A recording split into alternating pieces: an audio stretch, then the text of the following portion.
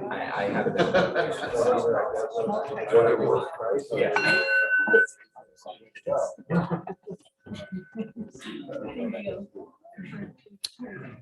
Welcome, everybody. Welcome to anyone who's new for the first time in the room or joining us on Zoom. I'd like to begin class by asking you to discuss a topic as kind of just a quick check-in with each other in service of getting to know other people that are part of the community, Sangha, what we call Sangha. And so the question for the small groups is, what's your experience? Where do you feel compassion? Where do you feel compassion in your body? What's compassion mean to you? What's it feel like? What's your definition? What's it mean when what's that word mean to you? And I'm going to talk about and we'll meditate on and discuss compassion tonight. But for the icebreaker small groups, what's compassion feel like? Where do you feel it in your body or how do you experience it? What's it feel like? So find 2 or 3 people you don't know yet and to talk to them about compassion. Compassion is so central in the Buddhist teachings, the Buddhist practice.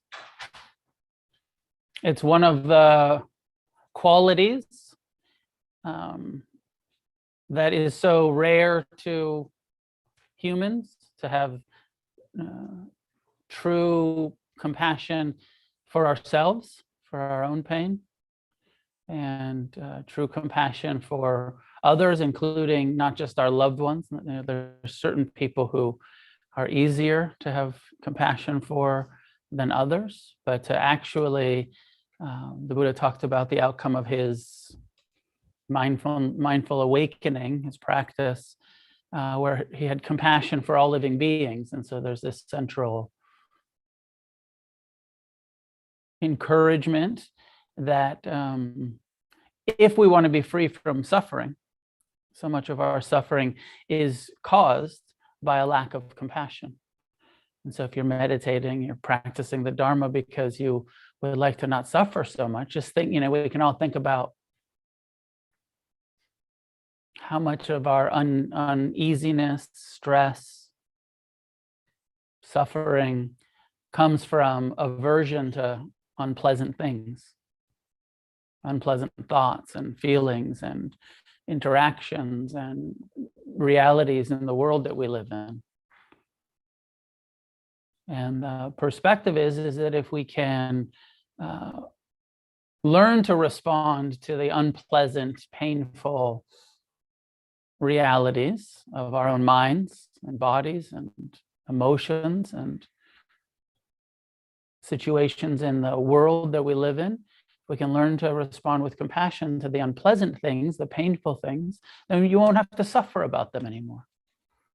It will end suffering. This promise in Buddhism that you can end suffering.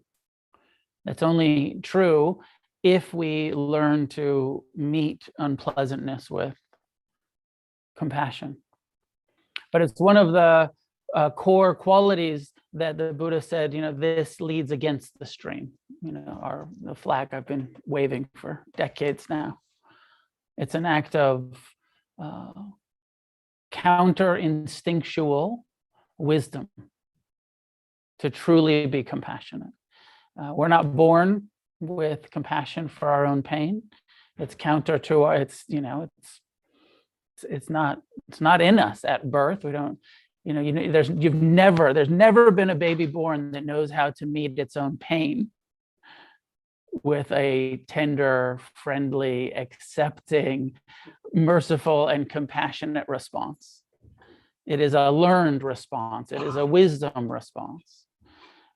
Any of you that have children or have been around children, you see how much they hate being uncomfortable. So it's not your fault that you hate it. But this is where the Buddha says, yeah, that's the way it is. And if you want to get free, compassion is necessary. The word karuna that we translate as compassion, I'm told the literal translation of that Pali word karuna is a physical feeling of I think they usually translate it as a quivering of the heart in response to pain. That you feel moved, you feel like I care. And so we can all reflect on situations where somebody that you really love is in pain and you feel moved, you care about it. One of the problems with our human tendency towards empathy and compassion is that so often it's mixed with clinging and aversion. I care, but I also care and I want you to not feel that way. I care and I want you to not be in pain. I'm attached to you not being in pain rather than just meeting it with non-attached caring. So this is a radical part of the Buddhist definition of compassion, that in true compassion, there is absolutely no attachment to it being other than it is. There, and that difference between craving or attachment and wanting. I don't want you to be in pain. I want you to be free from pain, but I'm not attached to you not being in pain. I'm not craving for the painful reality that we all experience at times to not be reality. And so in true compassion, so I heard one Tibetan Buddhist teacher one time talking about compassion, and he said there's true compassion, the kind where we're not clinging to it being different, craving for it to be different. And then there's the idiot compassion, where we're, suffering about someone else's, about the pain because we need it to be different, because we don't have true wisdom compassion. We have that kind of codependency, that clinging, that I need it to be different than it is. I care, there's some compassion in there, and it's sort of derogatory, but he called it idiot compassion. It's not wisdom compassion. It's that sort of like, I care, but I'm really suffering about it, rather than I care and I'm not suffering about it. It's okay that the fact is we live in a painful plane of existence. Can you talk a bit about, we talked about the difference between empathy and compassion? Not yet. Don't let me do my thing, and then I'll ask for questions later. My sense is that the Buddha's experience was mindfulness. The practice of mindfulness itself will lead to compassion. The second foundation, the more we turn towards our pain, the more we stop running from it and we present time awareness towards what's unpleasant, what's pleasant, and what's neutral, the outcome of turning towards our pain will be first more ability to tolerate, and learning to just kind of stop running from it and just turning towards it, learning to move from aversion. The default does seem to be aversion, like when you look at a child and they hate their pain. And then you look at an adult and they hate their pain. Like everybody, right? Kind of, until we've developed this wisdom response in meditation, it's natural. The status quo is aversion to pain. But mindfulness itself, just turning towards and investigating with, seems to be the outcome is compassion. I was talking to one Buddhist monk one time about, do we incline the mind and the heart towards compassion? He said, you can, but also it's not necessary. If you do mindfulness, if you practice the 4 foundations of mindfulness and particular attention on investigating the pain, the unpleasant thoughts, sounds, smells, tastes, sensations, emotions, experiences, interactions, just turning towards it with mindfulness will open the heart, will lead to a compassionate response. Mindfulness will lead to a compassionate response.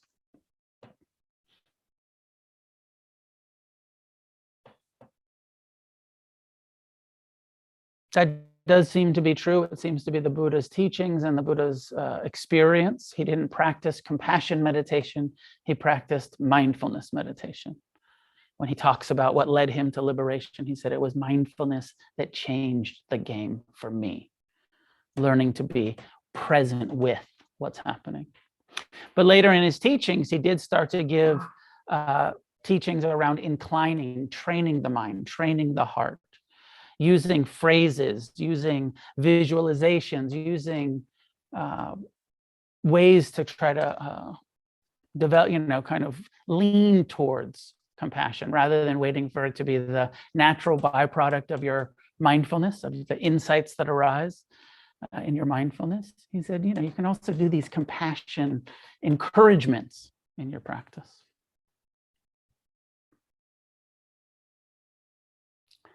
So in the Pali Canon, in the Theravadan teachings, the meditation instructions around compassion are pretty general, where he says things like, radiate compassion.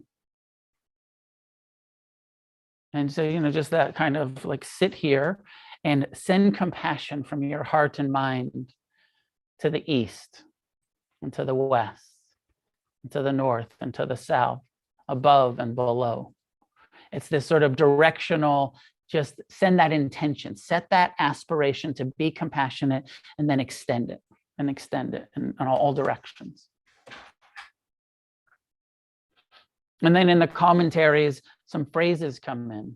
And then when Tibetan Buddhism is created 1,000 years later after the Buddha, they put such a focus on compassion that they start creating some really cool techniques around it. And one of my favorite compassion meditations that I have found so useful is called Tonglen, and it translates as something like giving and receiving. Giving compassion and receiving pain, turning towards pain. And so in the Tonglen giving and receiving meditation, the instruction that we'll do tonight is breathe in pain, this counter-instinctual, rather than turning away from, turn towards, and in a visualization, in the meditation, bring it into your heart. And then meet it and let your heart feel the karuna, the quivering, the pain of, let yourself feel it. And then extend compassion, radiate compassion, breathing in pain, breathing out compassion. And there's many of you, probably most of you have done these meditations before. So all of that in intro to doing some compassion, some Tonglen meditation. The first noble truth is the truth of suffering. Tonglen meditation is a first noble truth. The first noble truth, there is a task. The task is break your denial about the suffering in your life and in this world. And we break that denial and develop the wise response to the suffering, to the pain, by breathing it in, breathing out, the intention of compassion. Say a couple more things, then we'll meditate. My experience with compassion in my early years of meditation was that I didn't feel it much and I didn't mean it.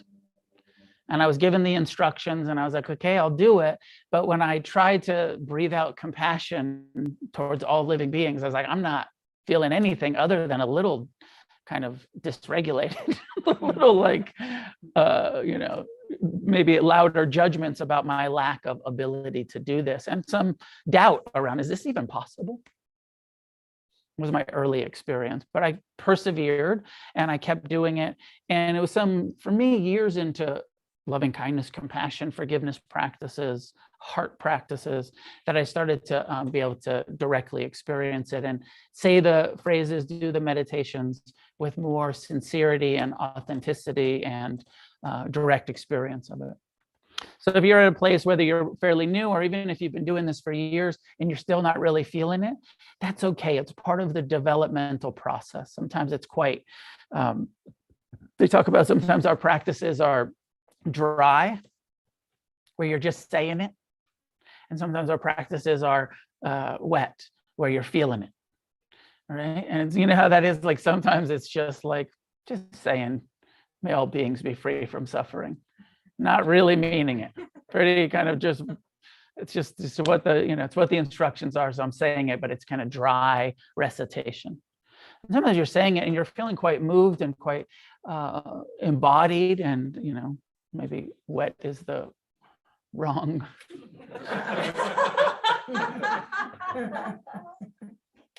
But that's how it's talked about sometimes. You're just perverts.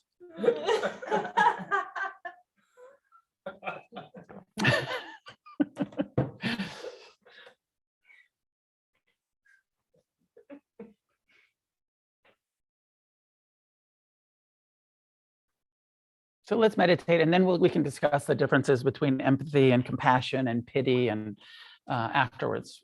But let's first meditate with this intention to allow ourselves to feel and respond wisely.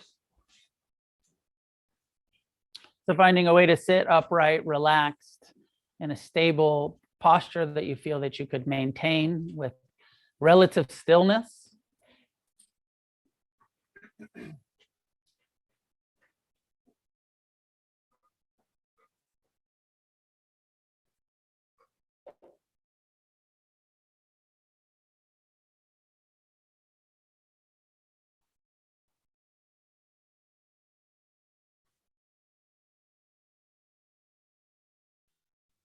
Allowing your eyes to close, your body to settle, releasing tension, softening the belly, the jaw, shoulders.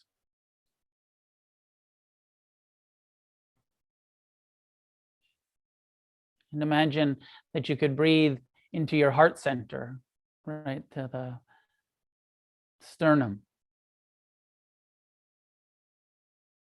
into this center channel of our body where we often feel emotion,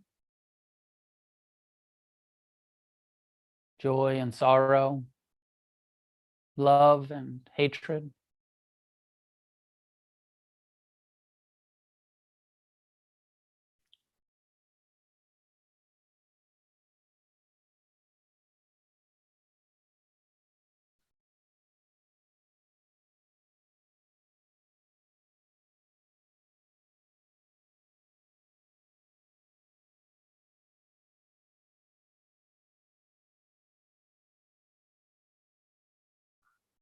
Let's begin with breathing in the pain in our own lives, reflecting on all of the difficulties, painful, physical, emotional, relational,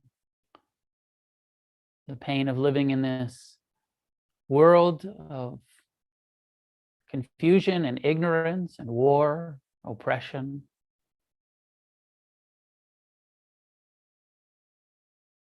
The pain we experience. Breathing it into the heart center.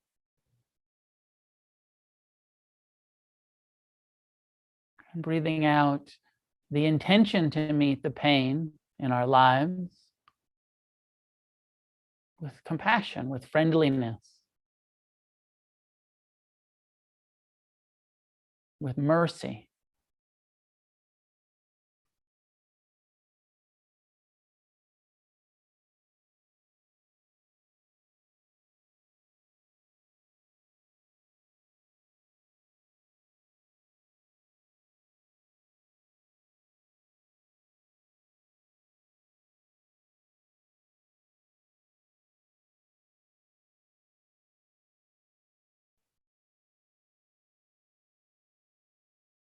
With each inhalation, every time you breathe in,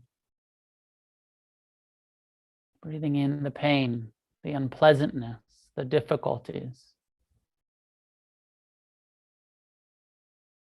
Each time you exhale, breathing out the intention of compassion. And it might even be, may I learn to meet this pain with compassion, that humble intention, acknowledgement. Can't do it yet, but may I learn to meet my own pain, the pain I experience about life, painful thoughts and feelings. May I learn to meet it with a wise, caring, response, attitude.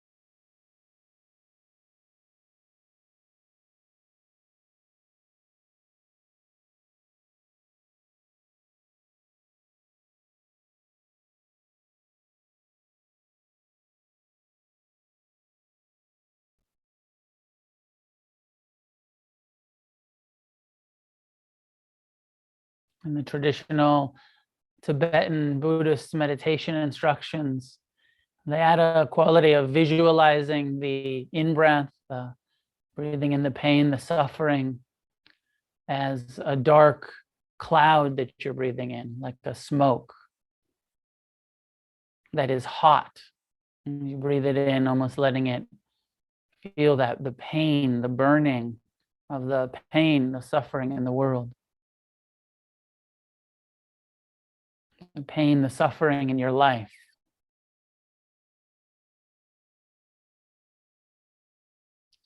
And the out-breath, the compassionate response being light and cool, almost like refreshing, compassion, soothing.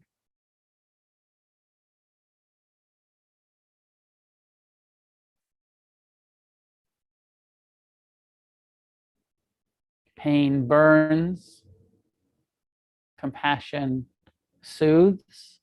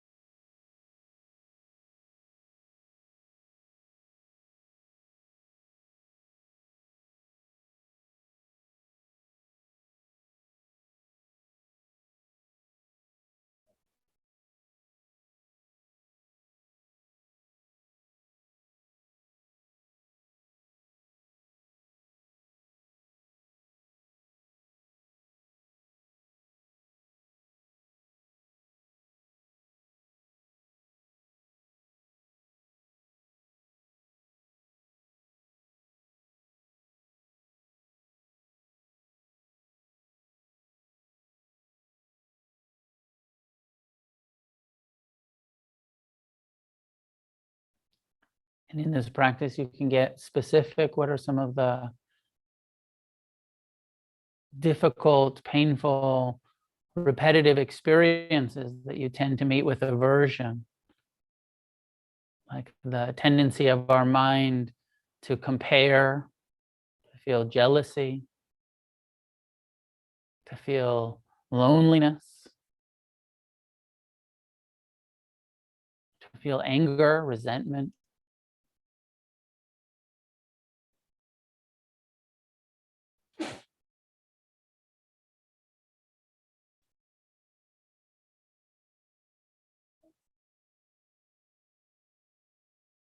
Feelings of unworthiness, insecurity,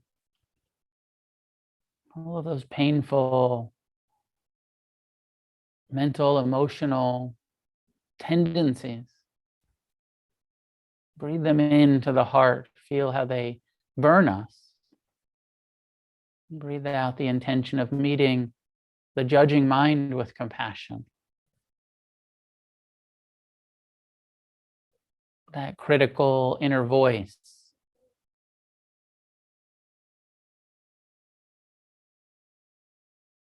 Having compassion for our own minds.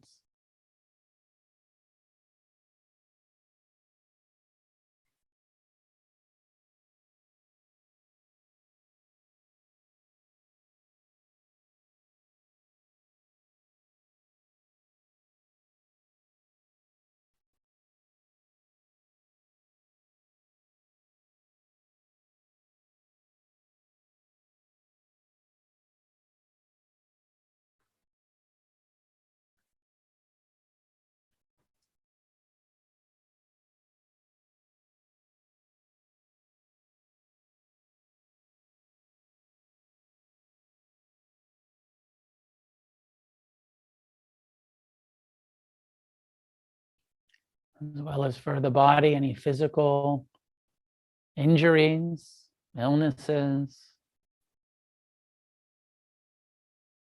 any ways that the body is uncomfortable, painful.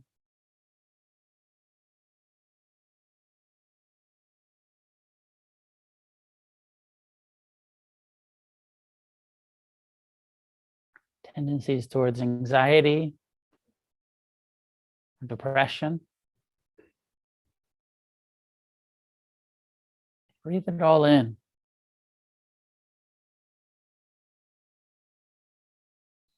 Like a hot smoke.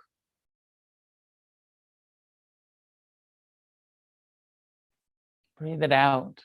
Breathing out compassion, the intention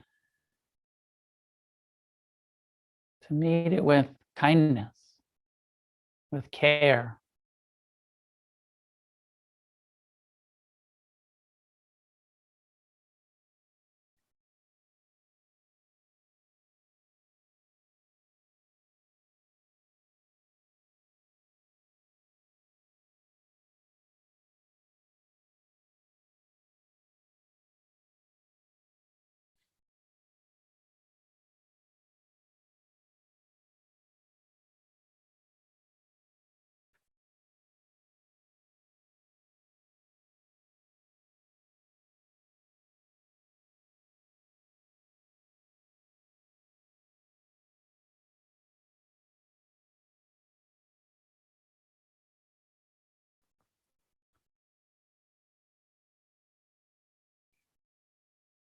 And it's okay if the practice is a bit dry and you're just saying the word pain, suffering as you breathe in, saying the word compassion in your mind as you breathe out.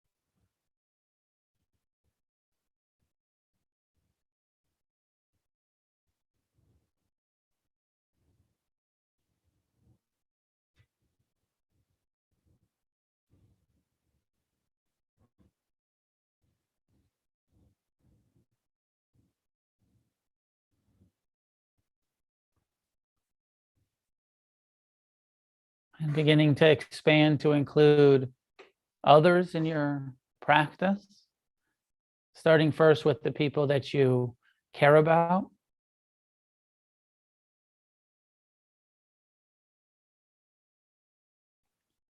Breathing in the pain of your loved ones.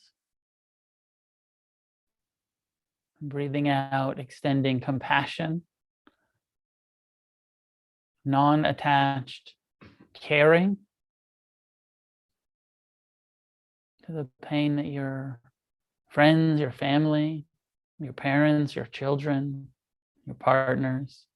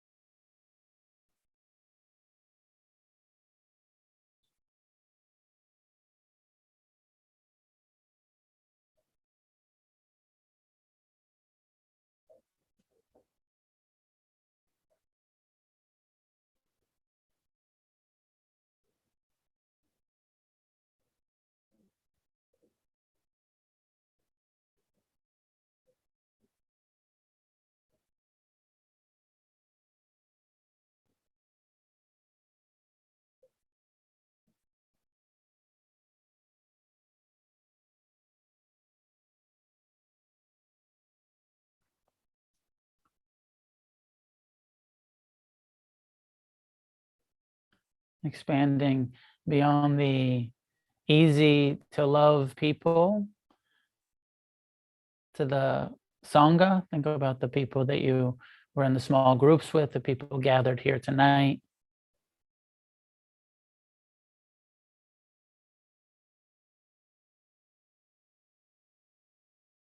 Each one of us experiencing pain, difficulties, grief and sorrow, and different emotional, physical forms of suffering, pain.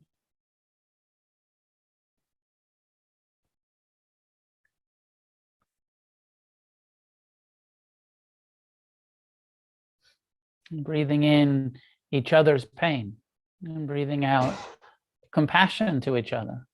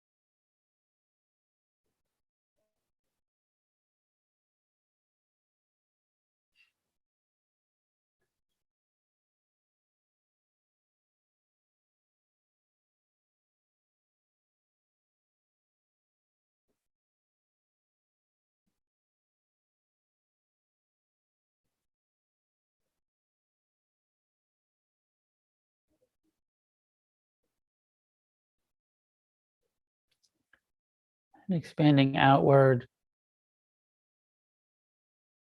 to the people in the neighborhood.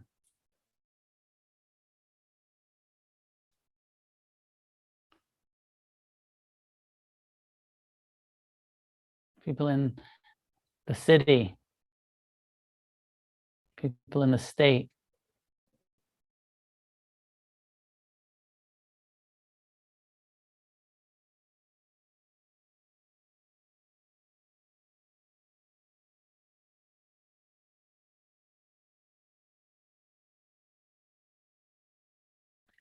People on this continent, and to the north and south, east and west.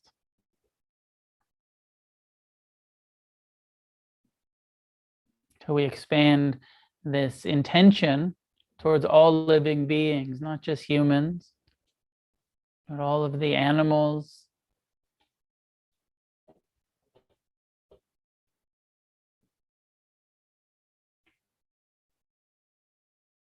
in the sea, in the sky, in the earth.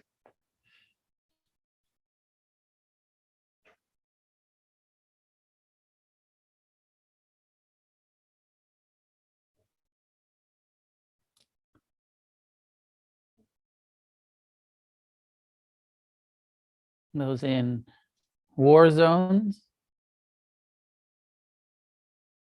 as well as those who live in comfort and relative safety. The pain of all living beings.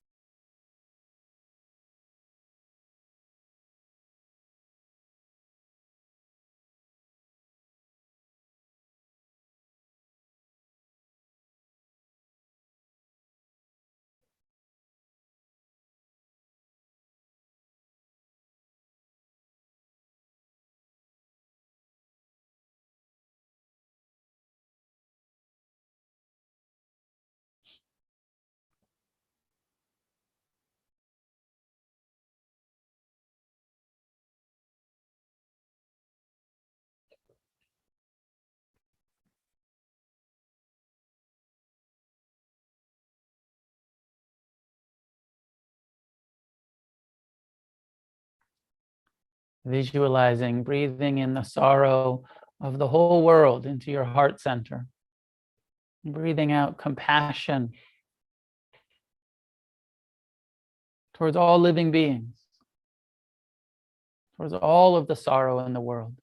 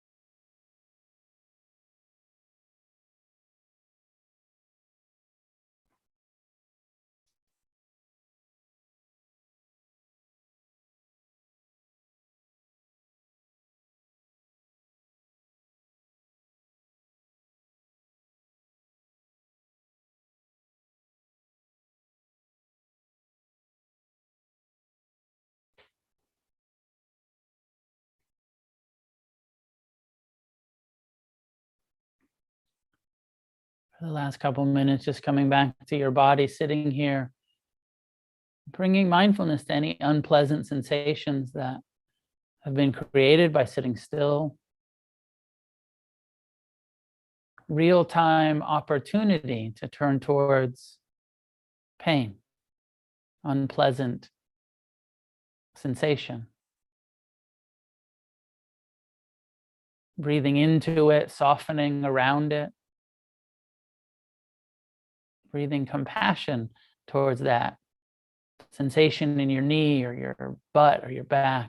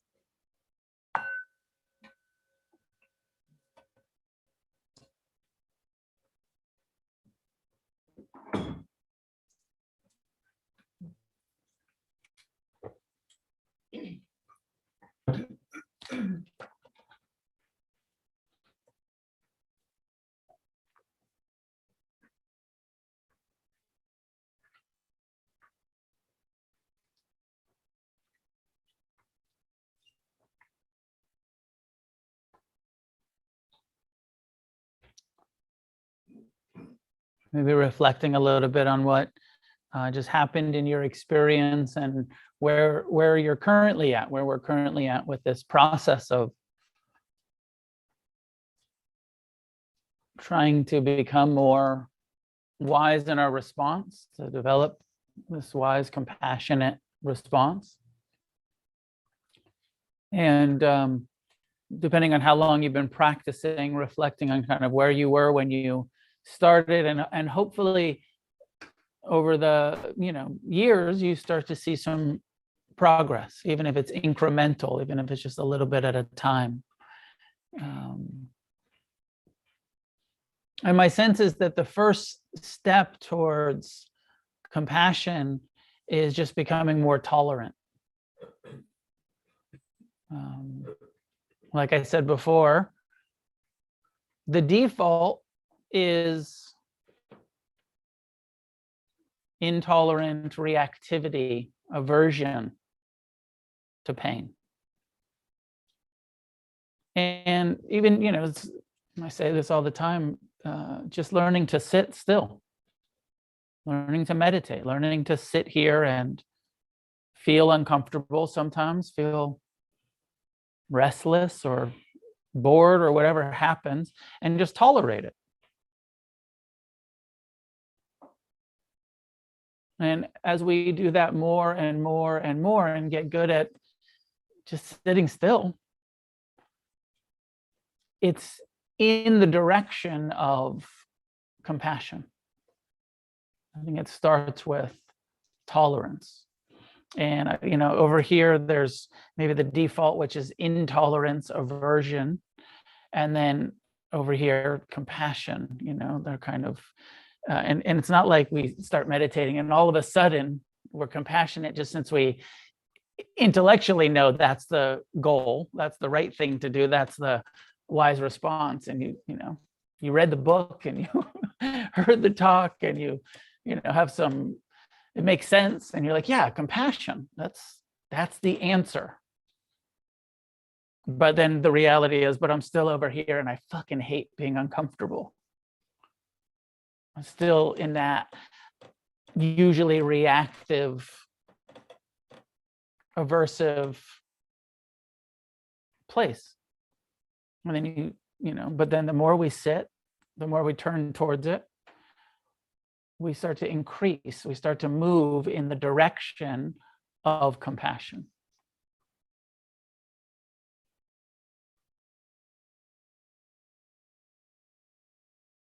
as I reflect on my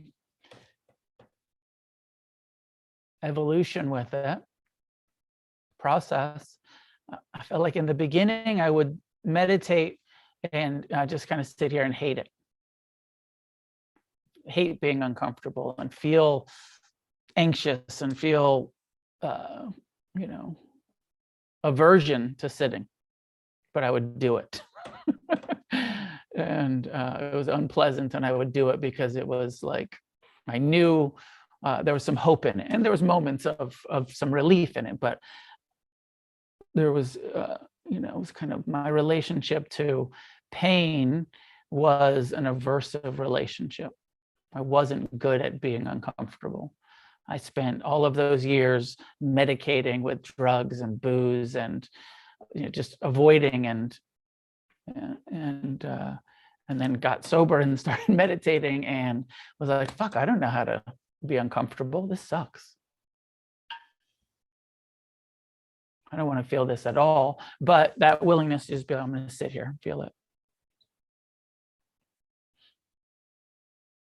And then slowly sitting with, you know, aversion and then less aversion, more tolerance, more ability to just be here and be like, I still don't have compassion or for it, but I'm experiencing less aversion. I'm becoming more intimate and familiar and more tolerant of being uncomfortable. Kind of training the mind to just be like, yeah, it's okay to be uncomfortable. I'm sitting here, you know. And then somewhere,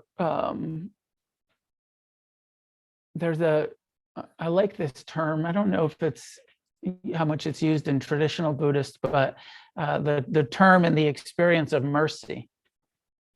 So if the equation is pain plus aversion or resistance equals suffering,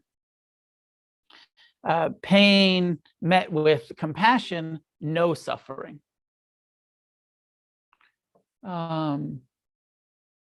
Mercy, the definition is to not cause harm in a situation where you have the power to cause harm.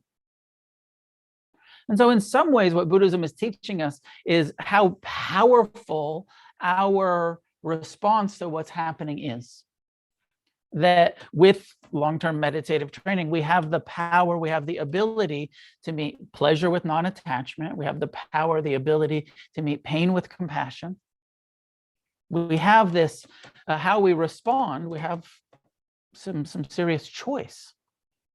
Some, you know, we have a lot of power, for, you know, lack of a better word. Agency. We can choose with meditative training. You know, we're kind of going in that direction. It's not just a choice we can make, but we can do the practices that will lead to those experiences. And so it does feel like there's a place in our relationship to pain where we become more merciful. And mercy is just not causing harm. Mercy is not caring. I mean, maybe you're not causing harm out of care, but the definition, it feels kind of dry. Mercy feels kind of dry. It's like, I could kick your ass, but I'm not going to. I'm going to show you mercy. I could kick my own ass. I could create myself a whole bunch of extra suffering, and I'm not going to. I'm going to just sit here and feel what needs to be felt. The merciful, non-harming, but it's not quite, and I care, and I'm kind, and I'm warm, and I'm moved by the pain. I'm just going to not make it worse. Mercifully not make it worse for myself. Does that make sense? And it feels like in this process of going from aversion to tolerance, like mercy of just not making it worse, because there's like tolerance with aversion, and then tolerance with less aversion, but not quite a loving relationship to pain yet, not quite a compassionate relationship to pain yet. And then we cross over from mercy into compassion, where that definition, you're feeling it. You're feeling moved, the quivering of the heart in response to pain, and going from dry to moist. From from that kind of I'm just tolerating it to I'm actually caring about it. I'm actually feeling it, and feel some maybe warmth, from a kind of a cold tolerance to a warmth towards it. And ultimately, compassion is the goal. And over the years, feeling more and more of it for each other, for ourselves, for our physical pain. I feel like I have a little bit of my childhood gave me a little bit of a leg up in these practices, because my father believed in compassion and wasn't the best father, but he was a good teacher. And one of the things he taught me when I was a kid was that when you're in pain, soften to it rather than tense around it. And I can remember a few times in my childhood where I got injured, and there's just that like visceral reactive aversion to pain, and you just want to tighten up around it. And he would say, soften, just try to relax into it, soften, allow it, instead of creating that extra layer of fuck, just try to soften into it. And so when so I had a little bit of that conditioning in my childhood, and then I threw it all away and smoked crack for a while, and then got sober. And then when I learned about compassion and started meditating, I had that kind of like, oh, this is like softening. Rather, it's non-resistance. Tightening around it makes it worse. Softening around it is an act of compassion.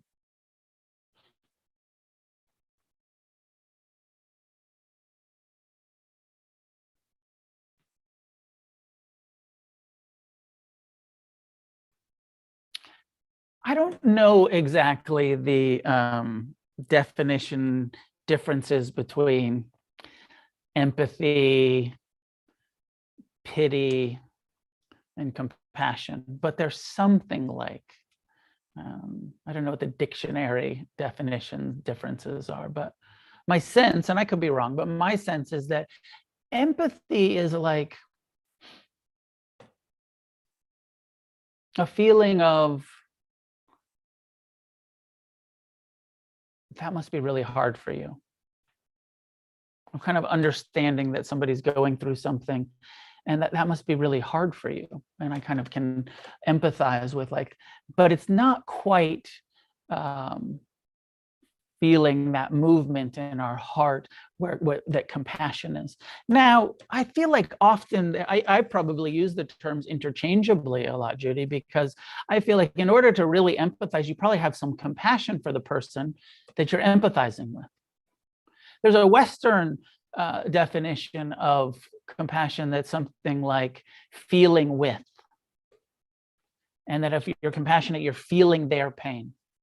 I don't think that's quite the Buddhist definition. The Buddhist definition is, I'm not necessarily feeling your pain, but I'm caring about it. And so there is some, I feel like that's where empathy and compassion are very much connected.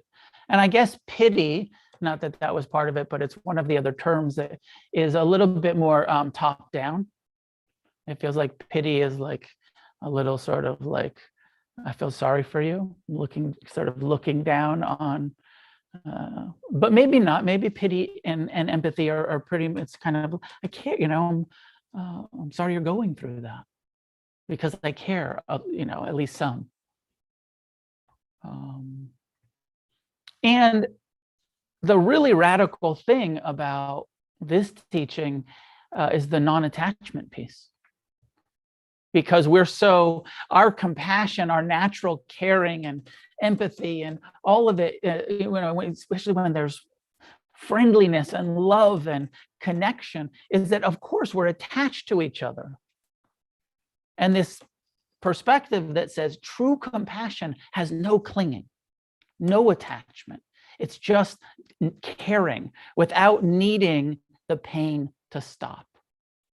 But there's something in our instinctual drive that says, like, I care about you, so I need it to stop. I want you to be free from this. I kind of need you to be free from this. I'm so uncomfortable with your pain.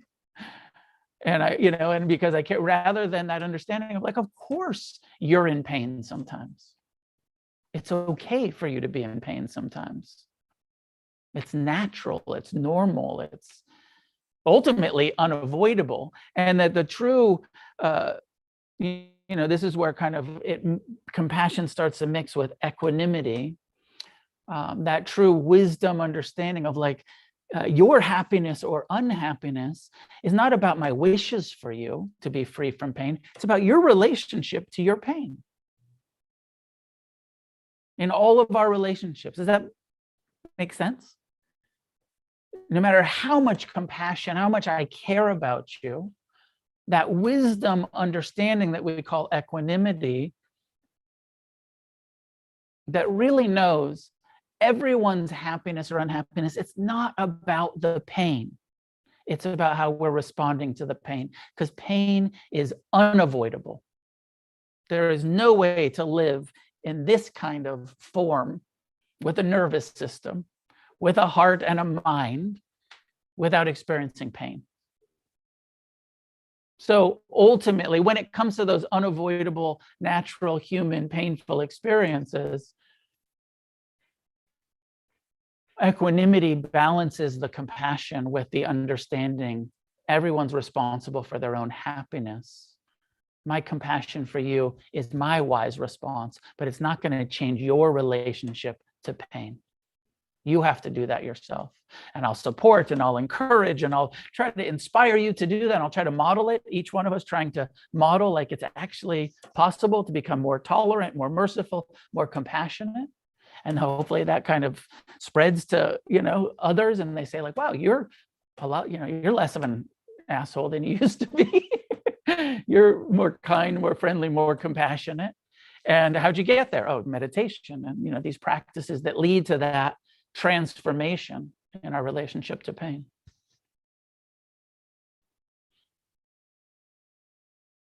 And if I'm, what's true for me, even, 35 years into meditation practice, is that often my compassion is idiot compassion. And it's that there's some attachment in there. And I get that the teaching is totally free for, this sort of non-attached. But often when I care, about my partner, my children, my loved ones, even stuff going on in the world, I can see that, yes, there's some caring. And there's this core feeling of like, I really wish it wasn't like this. I really wish you weren't in pain. I really wish you weren't, and there's some clinging, there's some craving mixed with the caring. Just kind of where I'm at developmentally in my own practice. And I do believe that we can get more and more equanimity, less and less clinging, and more pure, loving response.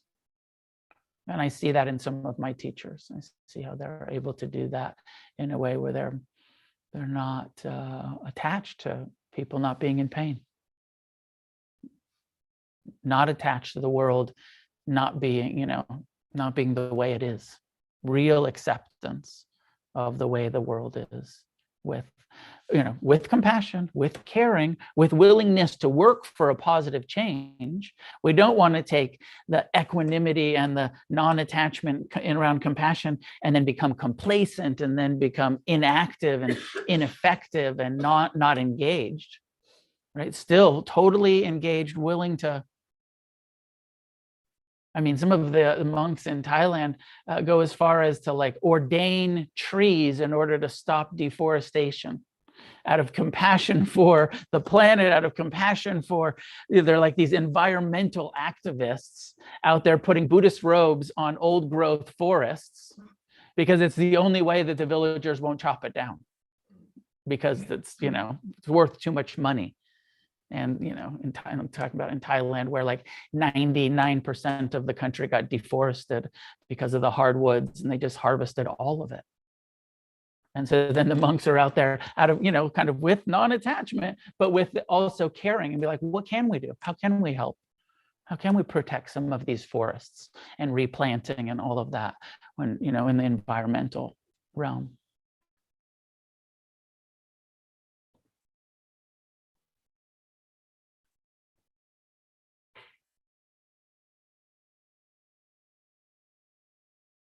So no big deal, just learn to care about all living beings.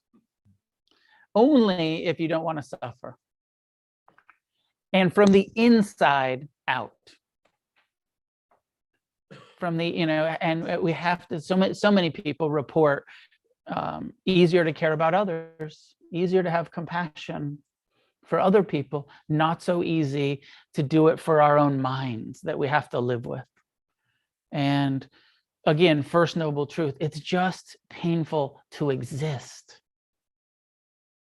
It's just painful to have a mind that compares and judges. It's painful to have these, what we call afflictive emotions. It's so often unpleasant to exist. If we don't develop tolerance and mercy and compassion for our own experience, then all of those unpleasant, unavoidable, inevitable mind states, not to mention sickness, aging, and death, which are also just inevitable. Without compassion, we're just fucked so often, maybe half the time, more than half the time. And so compassion as a necessary goal, necessary practice, just for our own well-being, for our own recovery, for our own awakening. But not stopping at becoming compassionate to ourselves, really trying to bring it to our relationships, trying to bring it even to our enemies. And maybe next week we'll do forgiveness and how compassion is connected to forgiveness. Because we have to see the pain of those who we have resentments towards, who we judge, in order to experience forgiveness and free ourselves from that layer of hatred, resentment, ill will. So some of my thoughts about compassion, questions about anything compassion oriented, about the instructions, this breathing in, the pain, breathing out, compassion, a little bit of time for discussion before we end. Eric, please.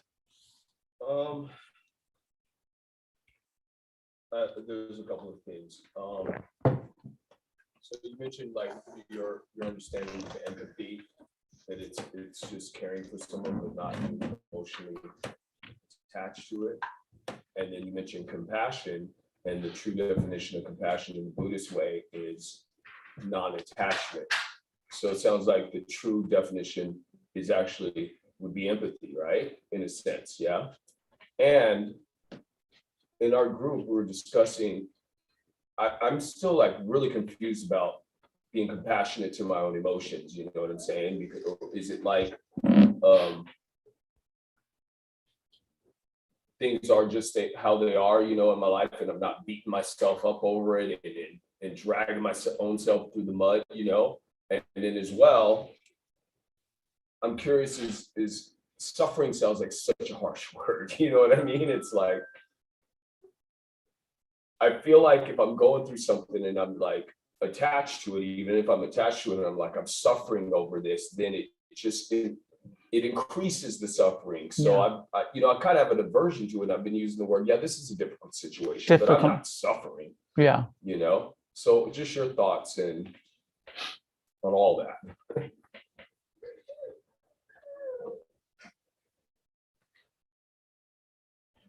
My sense is, yes, suffering can seem kind of extreme. Sometimes it's translated as simply as stress, anything that's causing us stress, any level of uneasiness, of even annoyance with it, any lack of complete acceptance, any resistance, aversion is what we're calling dukkha, right? From the subtlest levels. And so I'm translating dukkha which also just means like I'm uneasy, stressed, annoyed, not at peace. Anytime you're not at peace, you're suffering.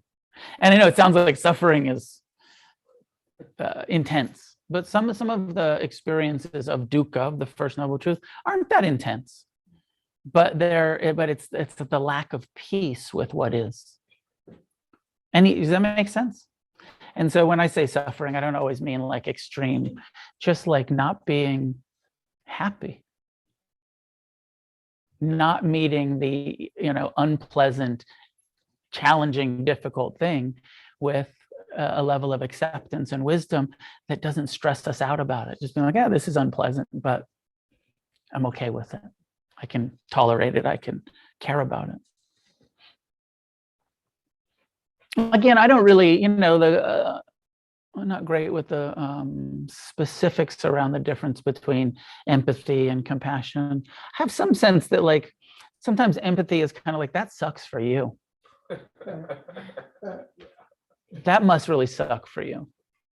And compassion, maybe that's pity. I don't know if that's what somebody said, but compassion is like, I care that sucks for you. Is that attachment? No, caring isn't. Non-attached caring. I mean, that's what I was sort of admitting. Like most of the time, yes, it is attachment, right?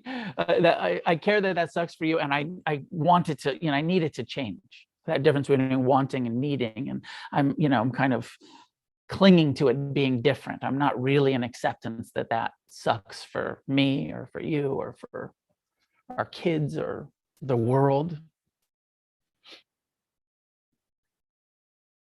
There was a third piece in there. I forget what I lost it though.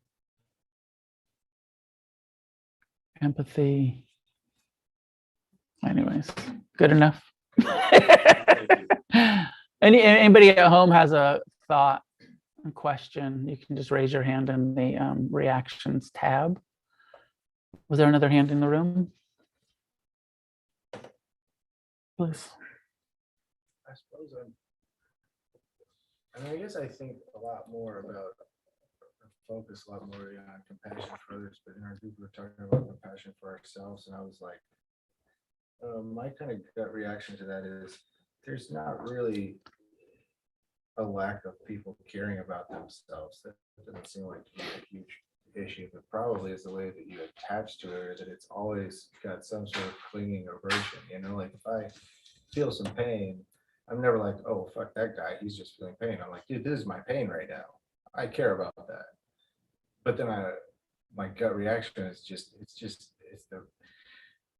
I guess but then what I'm kind of thinking is that it's like if compassion, I guess it's just not there, like, because if you're supposed to be like, okay, well, I'm feeling suffering and I feel compassion for that, and then if you want to change it, then it's idiot compassion. I mean, isn't that kind of like why we come here? It's like end the suffering. That's why we're doing the meditation. It's because we're trying to change the suffering that we're feeling. It all comes down, I think it all comes down to aversion to pain, and you started by saying like everybody kind of cares about themselves, but self-centeredness isn't the same as care. Yes, we all think about ourselves all of the time, but we all also hate our pain. And it's not caring to meet your own pain and your judging mind and your comparing mind and all of that stuff. To meet it with aversion is not an act of self-care. It's an act of creating suffering for ourselves. It's aversion. So I think it all comes down to being averse to pain. Now, it is a very interesting, that last piece of what Ramage is saying of like, well, is our Dharma practice seeking liberation also aversion to pain? Right? And maybe the answer is yes, but my sense is that seeking freedom from suffering with the understanding that the path to the end of suffering is by turning towards and changing our relationship to pain, and understanding that you're never going to get free from pain. You're only going to get free from the unwise relationship to it. And that's compassionate, that's loving, that's caring, that's a generous act towards oneself to say, I want to get free from suffering, knowing that I'm going to do that by learning to be uncomfortable. I'm going to do that by learning to be with my pain, with your pain, with the pain in the world.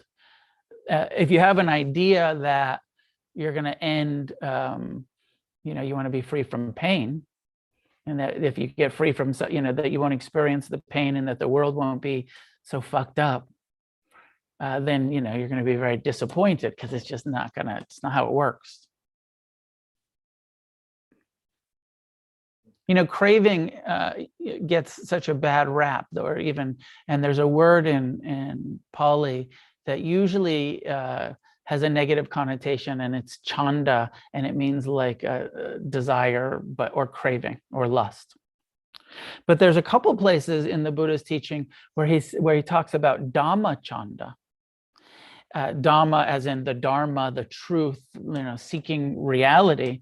And that actually having that kind of desire for liberation is an incredibly wise desire. And it's like kind of the only time that like lusting for something is okay in Buddhism. Lust for freedom will get you to sit here and train your mind. Aversion to suffering will get you to sit here and train your mind. And as you get closer and closer to liberation, it will no longer be fueled by aversion. It will start to be fueled just by that sort of natural process of awakening that's no longer out of aversion or out of lust for liberation. But that it is what gets us going. Yes, it is what gets us on the path. And I don't want to suffer anymore. And it's why very few people follow through on their meditation practices, because I don't want to suffer anymore. What I really mean is I don't want to feel unpleasant stuff. And meditation is just way too unpleasant to do all the time. It's just not fun enough. There's not enough pleasure in it to sustain people's interest long term. And it's it's directly what the Buddha said is why he thought this went against the stream. He's like, in this world where people are just lusting after sense pleasures and clinging to everything, who's going to want to sit here and unpack their clinging and sit in their pain and find freedom in that way? It's just not a good sales pitch. Hard to find people that are going to be willing to follow through on a practice that says, I'm going to teach you how to be in pain. I'm not going to teach you how to avoid or be free from it. I'm going to teach you how to be in it.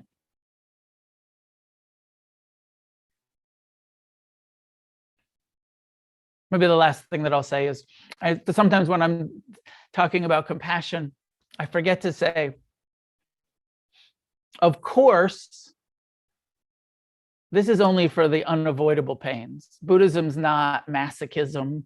It's not like never avoid anything unpleasant. Like if you can avoid it, go for it.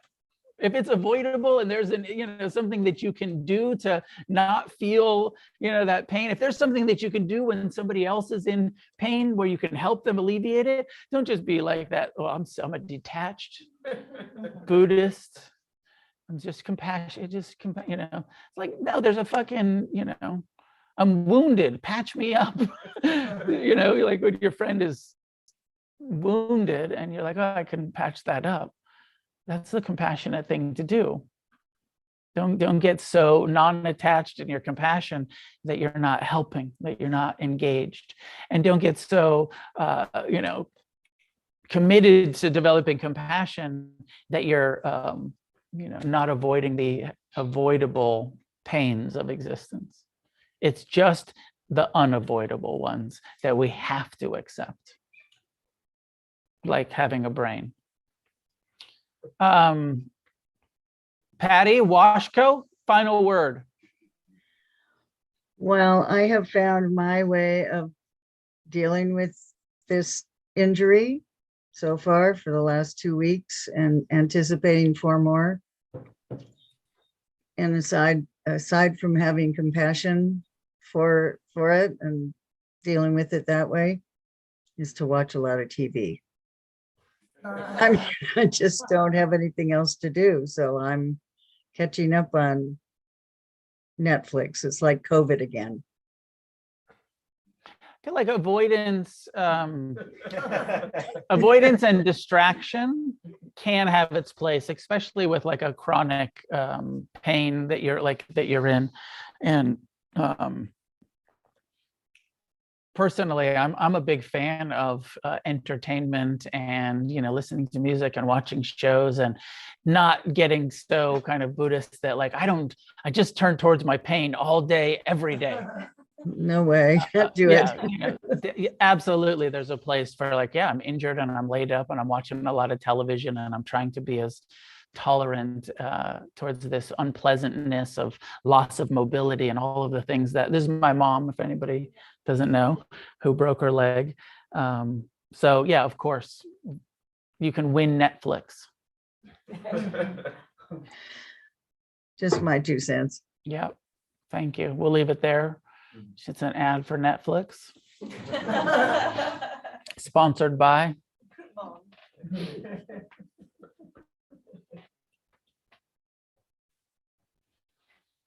Class is done by donation against the stream is a nonprofit that only exists if you want it to exist. And if you want it to exist, you have to pay the rent here because that's how it's done, by donation. Everything that's done here is by donation. So be as generous as you can. And for a drop-in class, if you're joining on Zoom or in person, if you can do $20 or $25 when you drop in, please do something like that. If you have more, give more. If you feel moved and you like what we're up to over here, consider becoming a monthly supporter, where every month you say, I'll give $25 or $50 or $100 a month just to support the organization so that we can pay the rent and stay open. Thank you for your voluntary contribution, generosity. There's a couple spots still open for the weekend silent meditation retreat in May here in Los Angeles. If you're planning to come to that, it's coming soon. Register. Those last couple spots probably won't last for that long, so get registered. In the fall, I'll do a 9-day silent retreat, also here in Los Angeles. We haven't got that up yet, but soon, huh, Sebastian? Soon. Yeah, the 9-day retreat will be up soon within the next week or so for registration. September 24th to October 3rd, I believe. End of September, early October, 9 nights. Same place. Yeah, and we're going to do that in Echo Park as well. I'm doing this trip to India in November. It's about half full. There's still some spots. Anybody that wants to join us on this about 11 nights in India together, traveling to the different Buddhist pilgrimage spots. 5 nights in Bodh Gaya and then 6 nights on this train that's going to take us to Varanasi and Rajgir and Lumbini, and I think it ends at the Taj Mahal, which is not a Buddhist place, but that's our last day. And Taj Mahal is cool. It's a beautiful, it's one of the 7 wonders of architecture. It's a cool place to see. So I hope some of you join us for that India trip. And if you're going to come, sign up soon.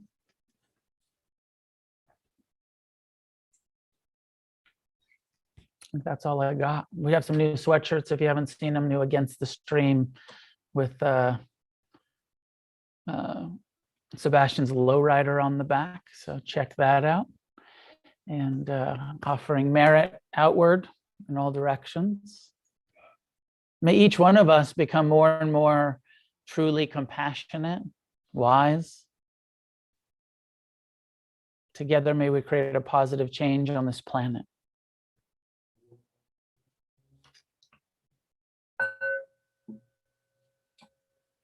Thanks, everybody. Good to see you.